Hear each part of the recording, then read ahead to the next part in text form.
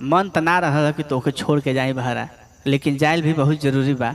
अगर 2 पैसा कमाइब ना तो कैसे कुल खर्चा चली, देखते बाड़ू महंगाई का हाल। ए जी छोड़ के मत जाई जी, छोड़ के चल जाइम तम कैसे रहब जी, मत जाई ना। चुप हो जा चुप हो जा, कुछ दिन का कष्ट में हम चल आई, पागल कहन का चुप रह।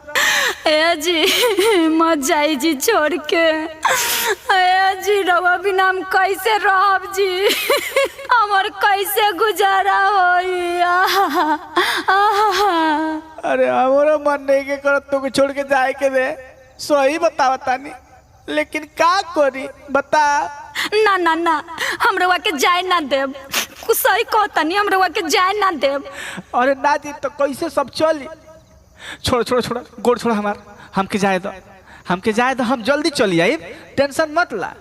2-4 महीना में चली, यही गर्मियाँ बीती ना तुरंते चली आई।